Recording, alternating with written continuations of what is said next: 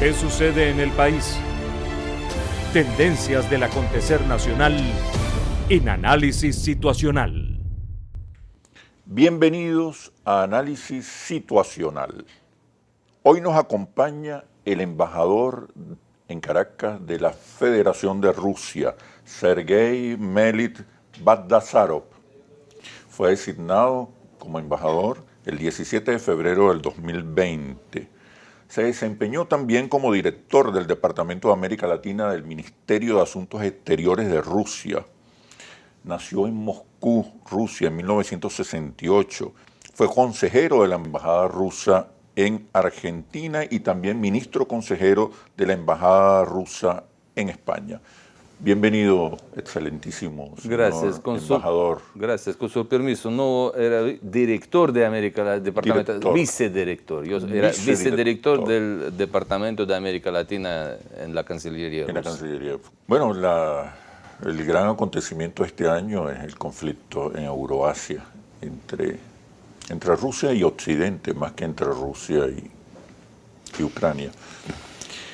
Quisiera replantear nuevamente cuál es la situación de este conflicto, a qué se debe este conflicto desde la óptica de la Federación de Rusia. Bueno, gracias por la pregunta, porque en realidad no consideramos esta situación en Ucrania y alrededor de este país ni como guerra ni como un conflicto. Es una operación especial militar. Quisiera aclarar algo a nuestros televidentes, porque no es una guerra, porque Rusia no tiene como el objetivo ni ocupar el territorio, ni usurpar los recursos naturales o otros bienes materiales de este país, ni tampoco cambiar el gobierno. Estos son los objetivos de una guerra verdadera. Bueno, y algunos de estos objetivos en su tiempo los Estados Unidos aprovecharon como motivo de sus guerras que tenían en Yugoslavia con los bombardeos de Belgrado, en Irak, en Libia, en Siria y en otros lugares del mundo, hasta en Venezuela, cuando ellos pensaban de cambiar un gobierno de manera forzosa. Por esto, esta operación militar especial está realizada por Rusia de acuerdo con el artículo número 51 de la Carta de la ONU. Es un derecho de cualquier estado, para un Estado, un derecho de autodefensa, de defensa de su territorio, de defensa de su soberanía y al primer término, su seguridad. Y el presidente Putin reconoció hace tiempo que esta decisión fue bastante difícil y forzada por la situación que teníamos en un país vecino.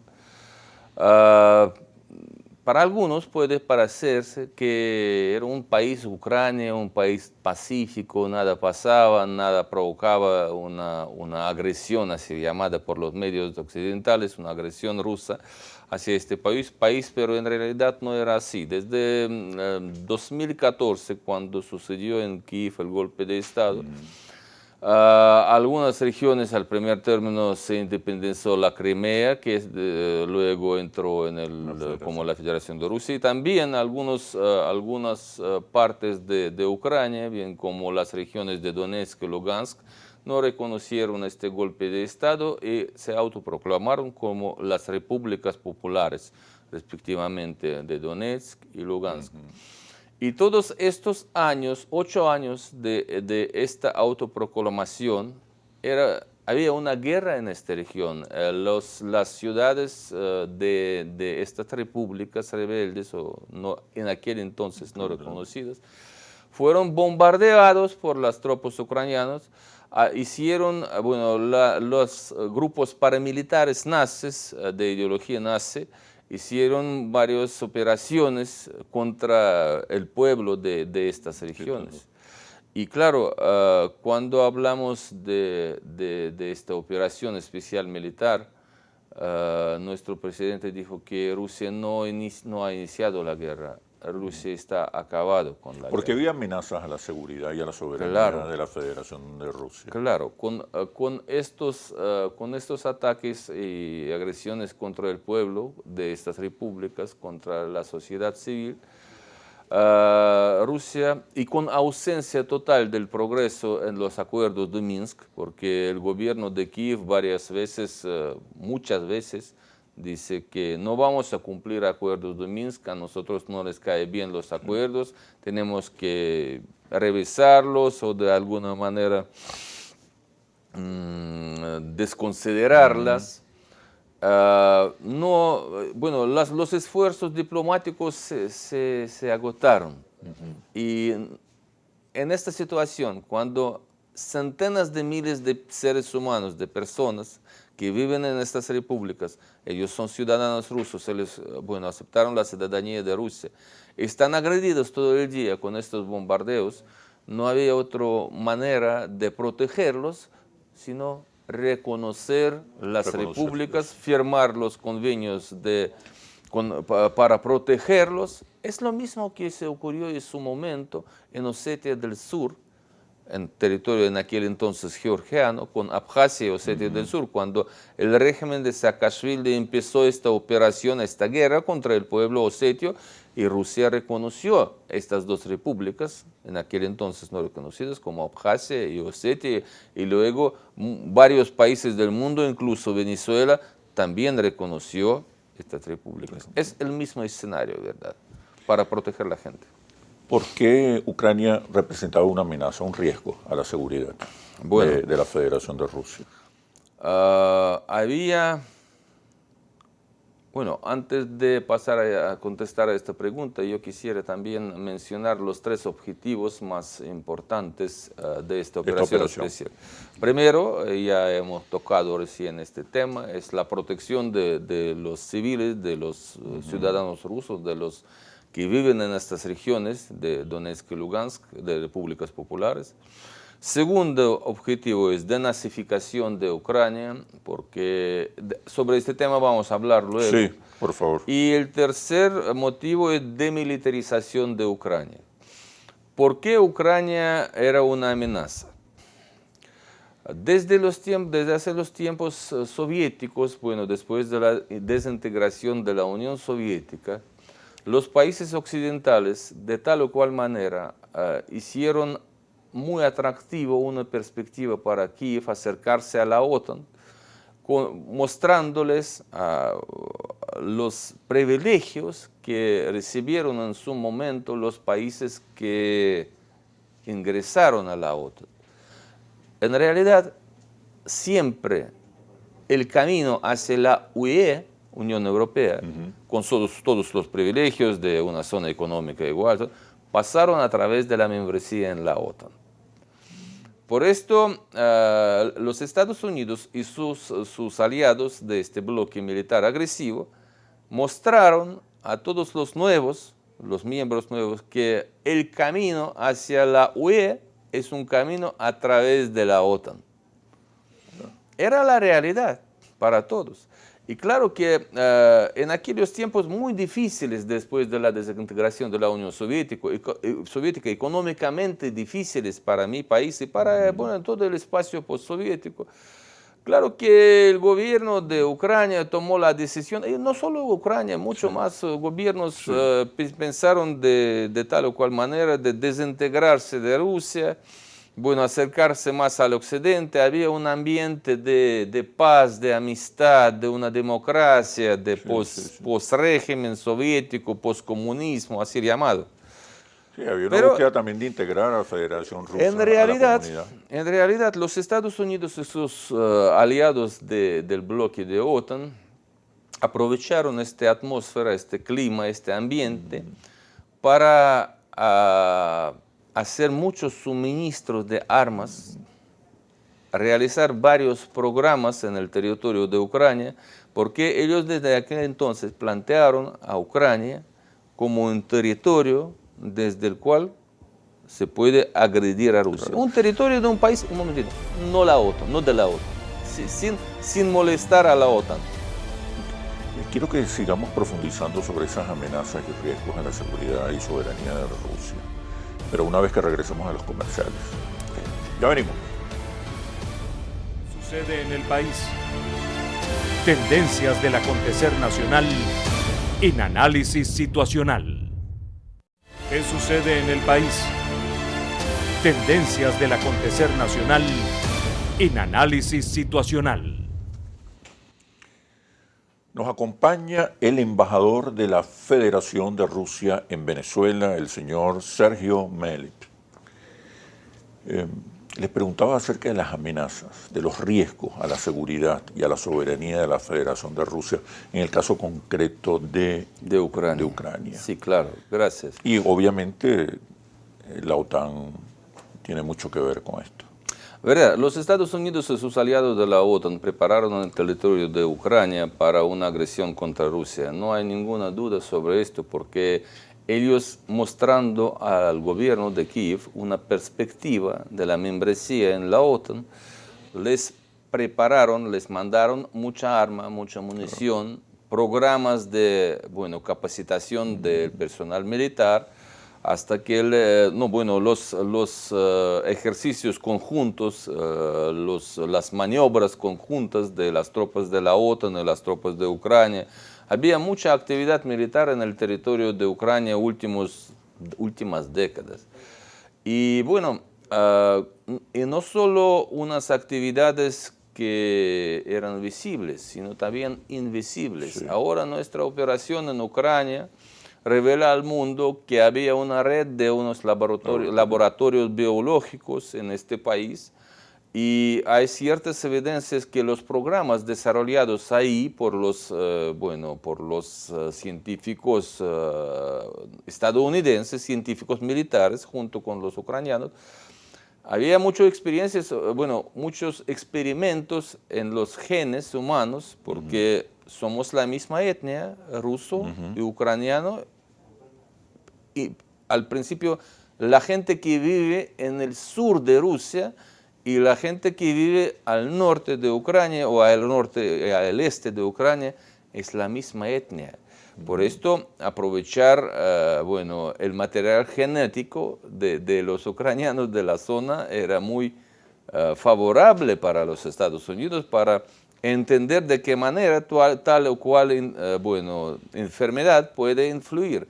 Y además ya hay ciertas evidencias que ellos analizaron los flujos migratorios de las aves silvestres y la capacidad de estas aves de transmitir estas infecciones o viruses hasta el territorio de la Federación de Rusia. Los mismos Estados Unidos reconocieron que la existencia está reconocido. Está reconocido de la financiación por el Pentágono a estos proyectos. Lo que no quieren reconocer los Estados Unidos es que tenían los objetivos militares. Pero ¿por qué en esta situación los mismos Estados Unidos, la gente, los representantes del gobierno, dicen a toda la humanidad que hay que de cualquier manera prevenir el acceso de los rusos hacia estos objetos? ¿Cuál es el interés, el objetivo? ¿Por qué Occidente considera a Rusia una amenaza y se prepara militarmente para agredirla? ¿Cuál es el motivo?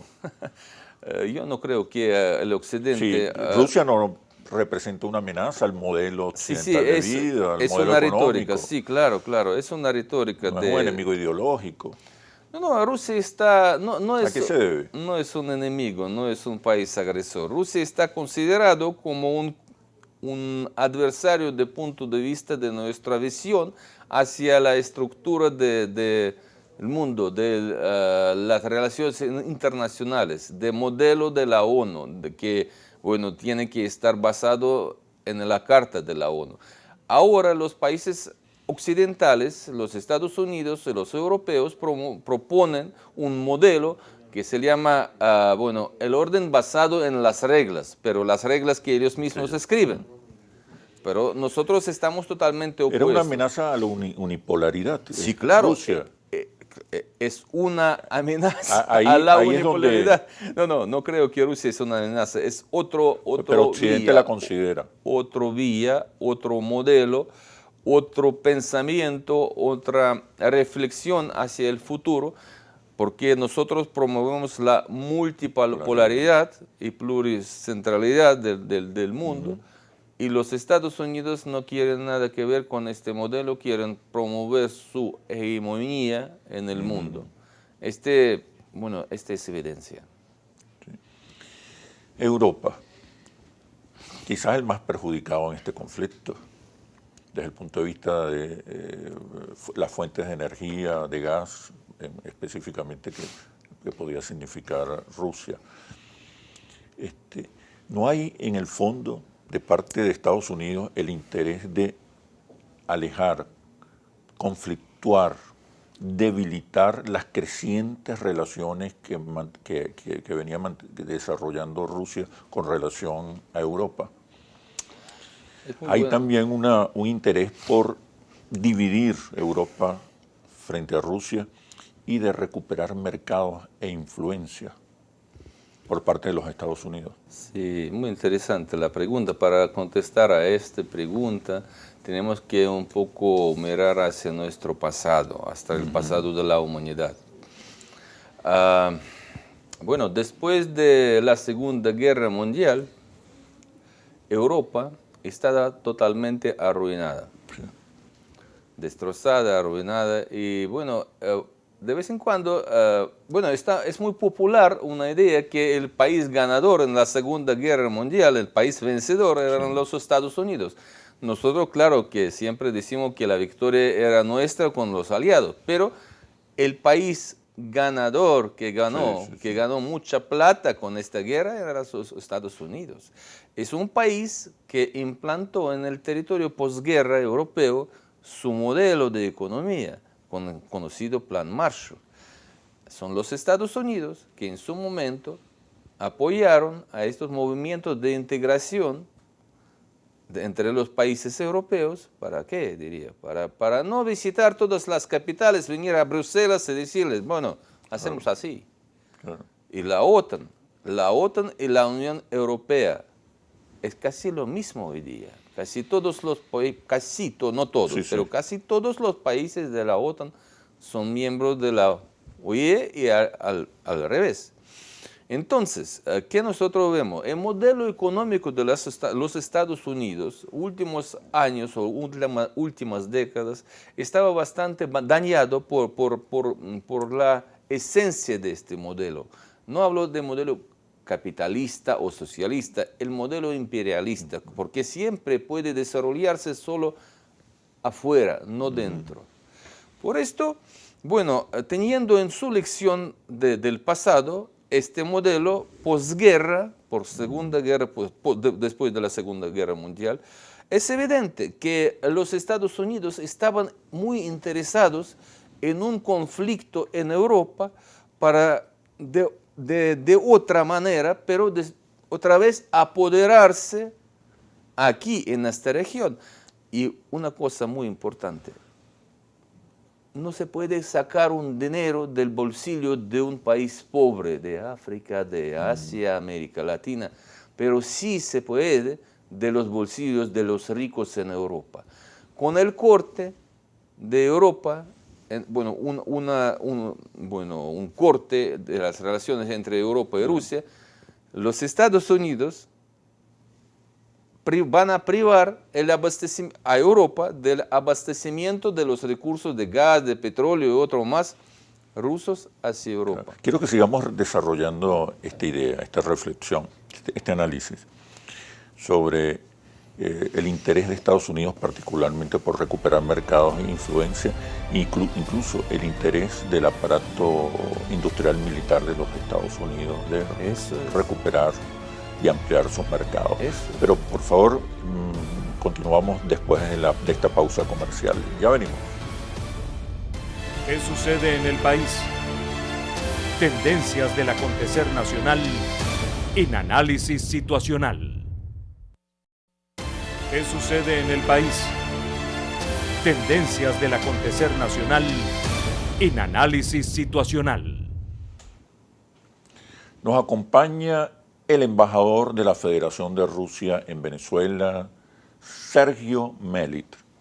Le preguntaba acerca de los reales intereses de Estados Unidos en este conflicto y avanzamos en que tiene que ver con frenar la influencia de Rusia en Europa, frenar los vínculos comerciales, sobre todo Europa considerando a Rusia como fuente fundamental de energía, de gas, y el rol del complejo industrial militar norteamericano.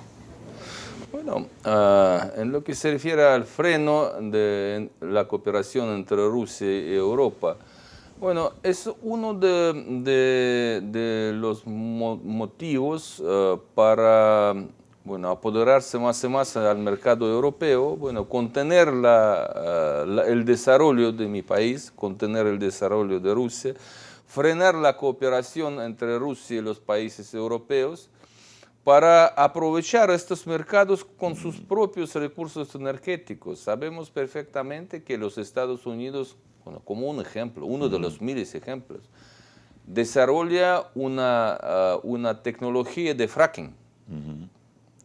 Bueno, por los ecólogos, todos los ecólogos del mundo, bueno, este modelo, esta tecnología, está, bueno, reconocido como una tecnología sucia, bueno, que arruina el medio ambiente, pero son unas ganancias, nuevas oportunidades. Europa hace muchos años compra el gas ruso sin cualquier motivo para interrumpir nuestros suministros. Ahora seguimos suministrando el gas a Europa y a través de Nord Stream 1 y a través del gasoducto que pasa por Ucrania. Por esto también no es una guerra en Ucrania, porque seguimos suministrando el gas a través del territorio de Ucrania. Y seguimos con las negociaciones con el gobierno de Ucrania. No es una guerra, ¿qué guerra? ¿De qué guerra hablamos?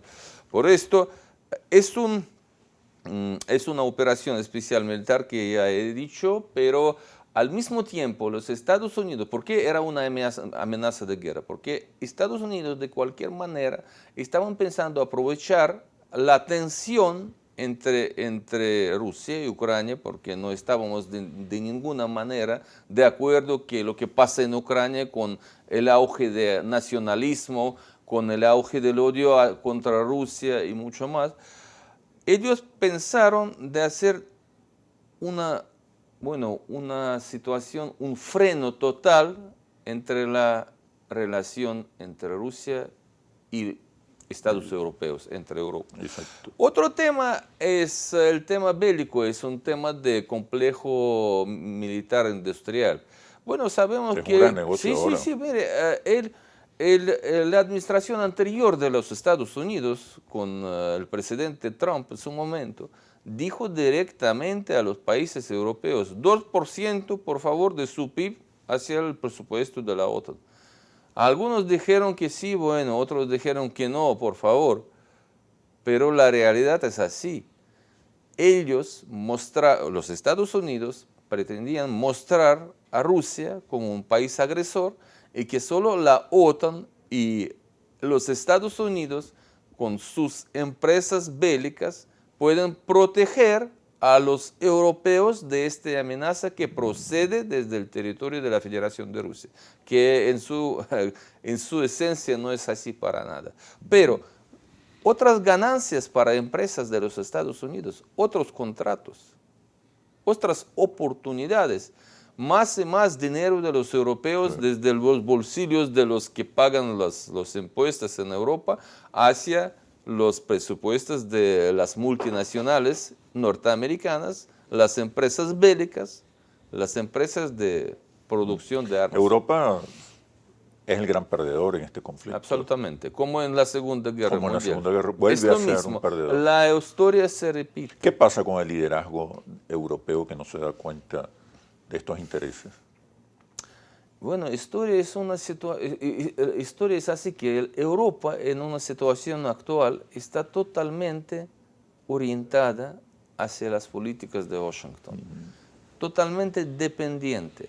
Porque si hablamos de los países de vieja Europa, como Alemania, Francia, algunos más, España, bueno, Europa sabemos que está dividida por los nuevos y viejos, por el norte, el sur, ¿no? hay ciertas líneas divisorias dentro de la Unión Europea. Mi misión anterior en España me enseñó bastante sobre las líneas divisorias, porque son muchos, son 27 países ahora, bueno, con la salida de Gran Bretaña. Pero hay muchas cosas dentro de la Unión Europea o dentro de la Europa, muchos problemas. Pero estos nuevos países del antiguo bloque de Varsovia, que ingresaron a la OIE y antes de esto ingresaron a la OTAN, son los, ¿cómo decirle? Son los aliados, no quiero decirle que son marionetas, pero son los aliados más fieles, más leales hacia las políticas injerencistas de los Estados Unidos. ¿Qué ha faltado ahí? Una política, quizás una política exterior por parte de la Federación de Rusia de convencer, persuadir, una política cultural, ideológica, informativa, comunicacional, Bueno, de manera de desterrar los fantasmas de la supuesta agresión Rusia hacia Europa. si hablamos de nuestras políticas direccionadas hacia las sociedades de Europa, los europeos, bueno, tenemos muchos contactos a niveles académicos, a niveles científicos, a niveles culturales, sociales, de las ONGs, y recibimos muchos señales desde misma Europa, que ellos no están de acuerdo qué pasa con Ucrania ahora, no de punto de vista de la operación especial de Rusia en este país, sino las políticas occidentales hacia el conflicto. Están totalmente opuestos a los suministros de armas que siguen de parte de la OTAN hacia el régimen de Kiev. Este es como meter una gasolina al fuego. Este no da para nada algún impulso hacia la paz. Y mucho más en realidad. Pero si hablamos de los contactos políticos, muchos líderes europeos, por ejemplo, el mismo señor Borrell, hace declaraciones que están totalmente... bueno, no sirven ni para la paz, ni para la cooperación, ni para el desarrollo de las relaciones entre Rusia y la Unión Europea. Son totalmente, estas declaraciones, es como una copia de todas las declaraciones que provienen de los Estados Unidos. Y muchos más políticos en Europa solo copian la línea de los Estados Unidos al respecto de lo que sucede ahora en Ucrania. ¿Por qué? Eso. Bueno, es muy evidente. Los Estados Unidos hace algún tiempo hicieron una declaración que me sorprendió muchísimo, que todos los países que no apoyan a las sanciones de los Estados Unidos tienen que estar preparados a la respuesta de los Estados Unidos. Sí. ¿De qué respuesta hablamos? Sanciones. Respuesta de no participar en las sanciones. Este es lo mismo que pasa. Claro que los políticos europeos de muchos países más están, obedecidos de cumplir el papel. Quiero que hablemos sobre el impacto de las sanciones unilaterales de Occidente contra la Federación de Rusia una vez que regresemos a los comerciales. Ya venimos. ¿Qué sucede en el país? Tendencias del acontecer nacional en análisis situacional. ¿Qué sucede en el país? Tendencias del acontecer nacional en análisis situacional. Nos acompaña el embajador en Venezuela de la Federación de Rusia, el señor Sergei Melit. Le preguntaba sobre el impacto de las sanciones, de las terribles sanciones económicas y financieras contra la Federación de Rusia, que está tomando Occidente. Todas las empresas occidentales, japonesas, se han retirado del mercado ruso. Por ejemplo, 800 McDonald's. El canciller Lavrov ha declarado recientemente que Rusia hará todo lo posible para hacer frente a las consecuencias de esta ruptura con Occidente. Pero sabemos que la política de sanciones y agresiones económicas y financieras contra la Federación de Rusia tiene por lo menos una década. En esa década, y a pesar de las sanciones, Rusia se ha convertido en una potencia agrícola, es uno de los principales productores de maíz y otros renglones. ¿Cómo se prepara Rusia para enfrentar estas sanciones? ¿Cuál es el impacto real de las sanciones? Bueno, nosotros claro que no estábamos preparados hacia muchas de estas sanciones que últimamente nos impusieron los Estados Unidos y sus aliados en Europa, porque es imposible preparar para unas sanciones para atletas paramilitares, para las personas de cultura, para los atletas. Sí, el bloqueo es total. Hasta que los gatos y los perros rusos están prohibidos. La ensalada rusa también. Todo. Bueno, muchos supermercados que venden los productos rusos en Europa, en Estados Unidos, están agredidos. Bueno, hasta que objetos inmuebles están agredidos, hasta que profanados, bueno, los monumentos. No, bueno, es una agresión muy evidente, pero desde el punto de vista económico, nosotros, bueno, estamos testigos ahora de una fuga explícita de las compañías occidentales del mercado ruso. Esta es una cosa sin precedente, porque, bueno, nunca había, en la historia de la humanidad, nunca había tanta fuga, tanta huida de las empresas de tal o cual mercado. De un punto de vista, nos enseña que en realidad estas empresas juega un rol político también. Sí, claro, no son independientes. ¿No? Bueno, con esta fuga se ha acabado un mito de la economía de mercado, de como siempre nos enseñaron los Estados Unidos y los países de Europa desde las décadas de los 90. Bueno, Rusia tiene que acercarse al mercado internacional con su democracia, con sus reglas de la Organización Mundial de Comercio, etcétera, etcétera, etcétera. Ahora nosotros vemos que están manipulados totalmente.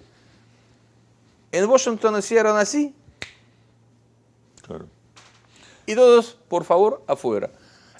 Finalmente es una guerra comercial, una guerra económica. Es una guerra económica fortísima. Donde el capital privado es parte del arsenal. Mire, si comparamos con Venezuela, por ejemplo, está, bueno, en el Banco de Inglaterra, una tonelada, un poco más de oro venezolano.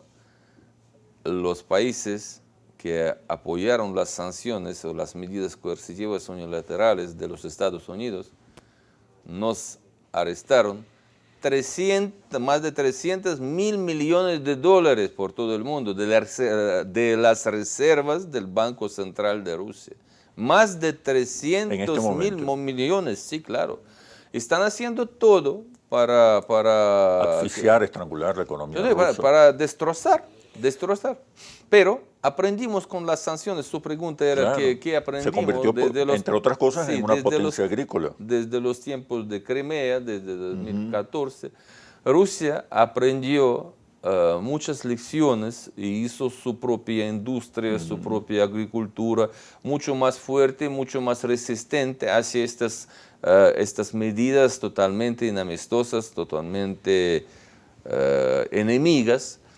Pero esto lo que hizo Rusia es lo mismo que pasa en Venezuela. Sí. Cualquier país aprende con el tiempo de qué manera puede desarrollarse y seguir con sus políticas internas independientes, soberanas, etc. Son totalmente inútiles, solo provocan daños a los seres humanos. ¿Qué hacer en ese contexto?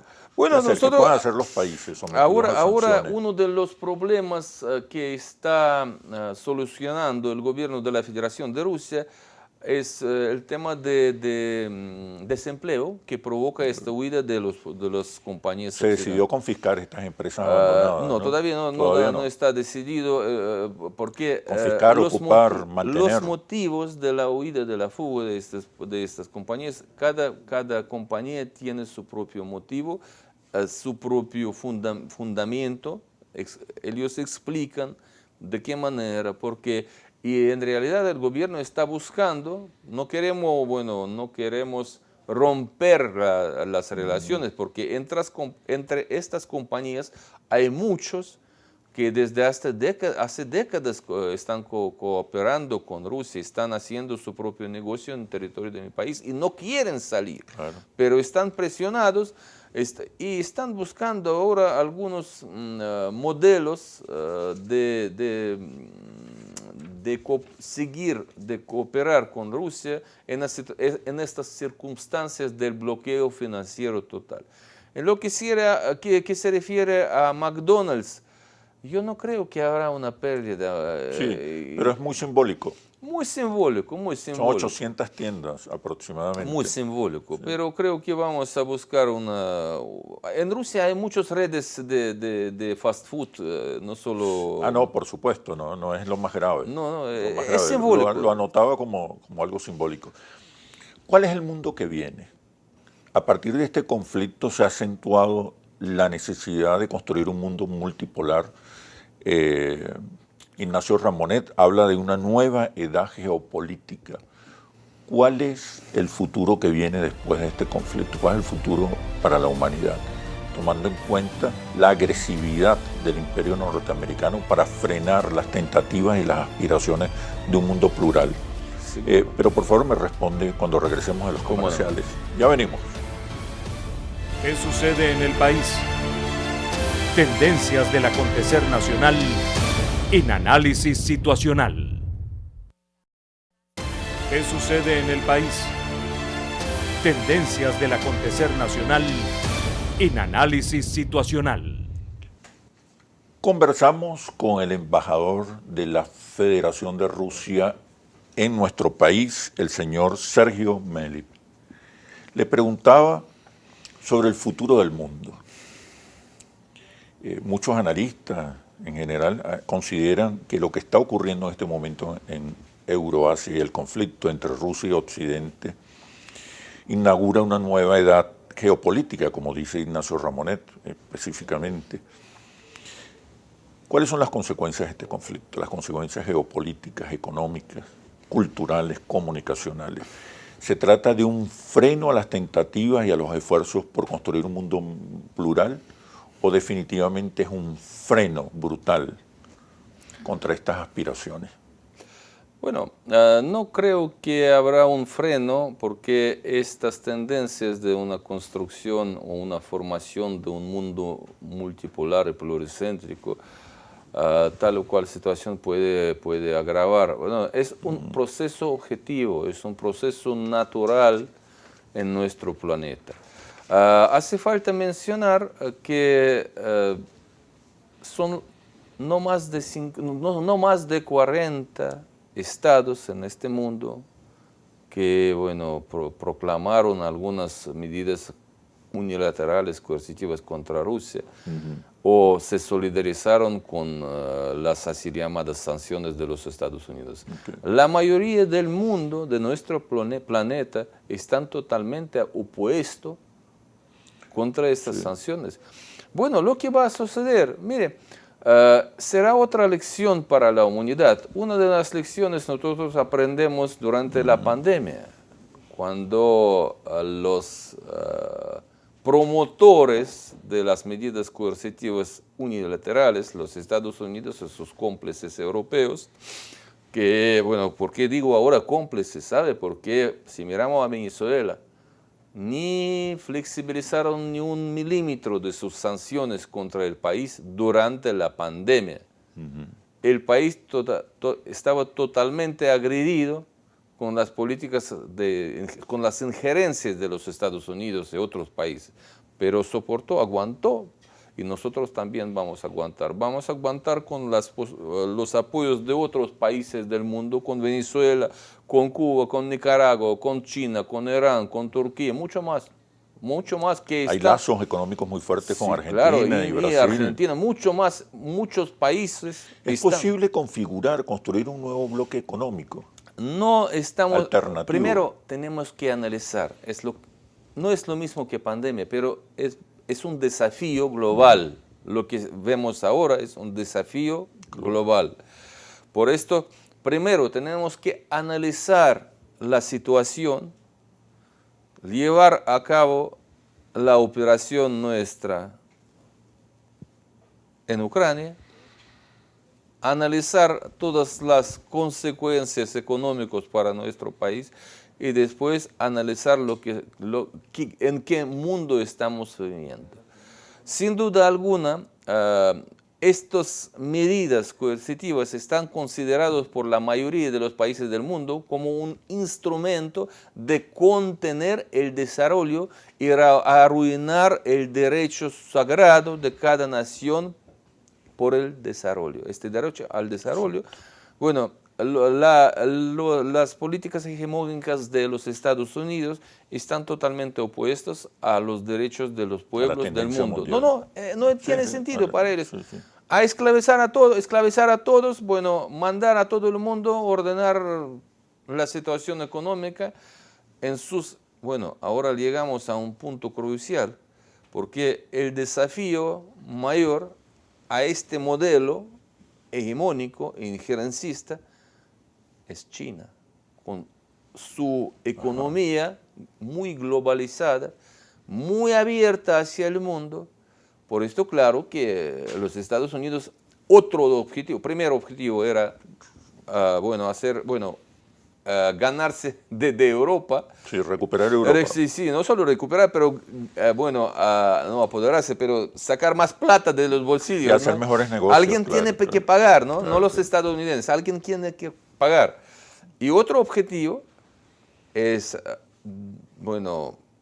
acabar con Rusia para debilitar también frenar a China, porque Rusia es también un suministrador estratégico de los recursos naturales, de petróleo y gas hacia China. Y no solo, Rusia es un gran mercado para los productos Rusia chinos. mantiene una posición relativamente neutral a favor de la convivencia y de la paz. Una pregunta más.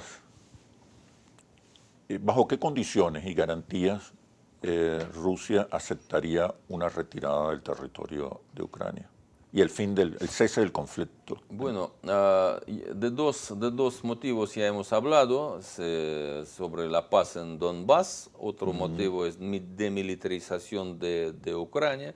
¿De qué se trata cuando hablamos? Frenar a la OTAN. No solo frenar a la OTAN. Bueno, hemos olvidado hablar una cosita muy importante.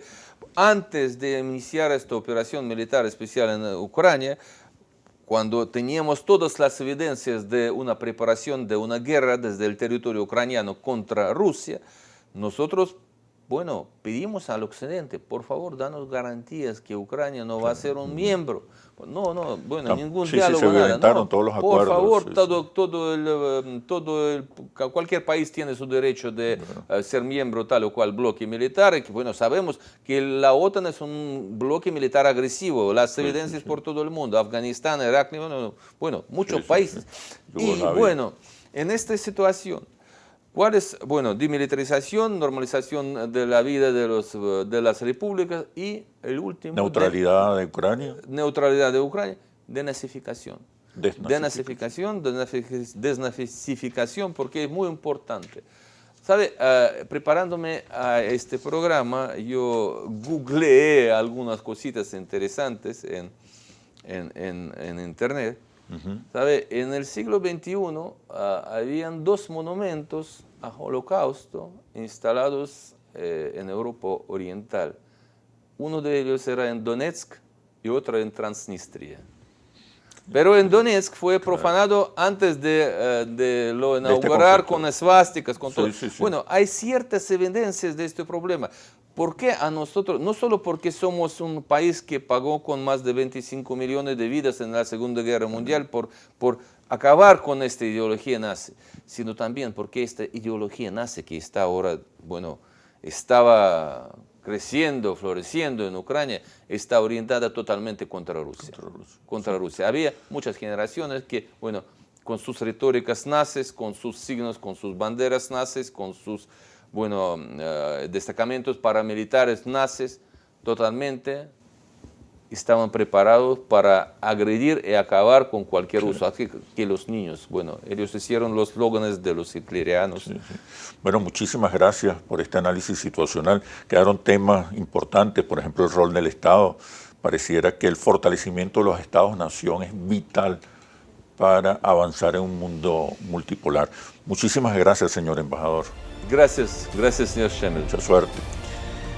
Nos vemos en un próximo análisis situacional, porque no basta estar bien informado, hace falta análisis situacional. Hasta pronto.